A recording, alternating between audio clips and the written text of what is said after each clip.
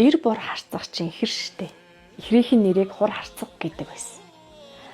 Ээж нь хамжлагт ард байсан учраас үр хөвгтөө өсгөх боломж хомс. Тийм учраас хур харцахыг өөр айлд өргүүлсэн байдаг. Хошууны ноён тэр айлыг өрөөсөө үздэггүй, тоодгүй байсан. Гэтэл яахын аргагүй эр харцаг бол насандаа баймгүй том биетэй, эр бэр чадaltaй болж өсөж байгаа юм. Ингээд хошууны ноён нэг бол энэ хүүг надаас их хол байлга, эсвэл энэ хүүг өөртөө мал нохоо мэт гэдэг шиг зүтгүүлнэ гэсэн зорилготой үйлүүдийг хийж эхэлсэн. За эр өсөж эсгий суннаа гэдэг шиг хүү олвол үнэхээр бэртэй, тэнхээтэй, зүстэй, царайтай, сайхан залуу болж өссөн. Ноён нэг сонин зүйлийг ажигласан байгаа юм. Дагаад явхад хяагаа явуулаад ажиглахад өглөө гэрээсээ гарахдаа шараа хөллөөд гарч байгаа. Хүн үзэгдэхгүй гэрийн бар харагдахгүй болсон тэр цагт эр харцаг маань шараа тэрэгнээсээ салгаад өөрөө нөгөө шараа гар дээрээ өргөөд чулуу дээшээ дош өргөж байгаа юм шиг ингэж одоогийнхоор бол дасгалалтай хийж исэн. Тэгээд шараа тэрэгнийхээ ард хөллөөд уяад өөрөө шарынхаа оронд тэрэгнээс ингээ бариад гэрлүүгөө буцаад явдаг. Ингээ бас л гэрийн бар харагдахтай буцаад өглөө яаж гарсныг тэрэн шигэ орой ирдэг. Ингээд ноён бүр их айгаад энийг өстө надаас хол ойлгох хэрэгтэй юм гэж бодоод их холын аян замд жинд их явуулдаг гэсэн.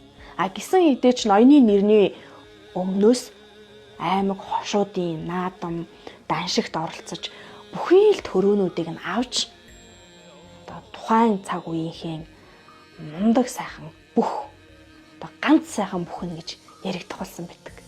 Ноёны ганц охин эр харцагтай хайр сэтгэлийн харилцаатай болоод улмаар хөл хүнд болсон. Ноён мэдээж үүнийг үүсгээд охиноо хөгшин хүнд, хөгшин ноёнд богтолж өгөөд эр харцагт бол өөрийнхөө нутгаас зайлуулах хөөх ингээд маш олон хийгээгүй хэргийг нь хийсэн болгож чигшээж байсан. Ингээд бүр аргагүй ирэхэнд эр харцаг ээжигээ аваад нутгаасаа явах шийдэлд хүрсэн.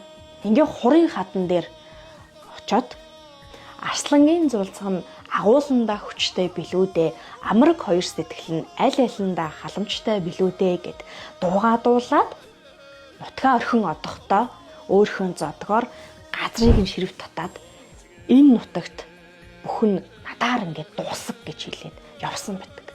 Ийхүү сайн бүх сайн хүний үрийг гомдоосноос заяагаа тэтгээгүйгээс болоод тухайн үеийн Сэцэн вангийн хошуу өнөөгийн Дундгов аймгийн нутгаас улсын цолтон буюу манайхны ярьдгаар том цолтой бүх бол төрөөгүй дууссан ч гэж хүмүүс хэрдэг.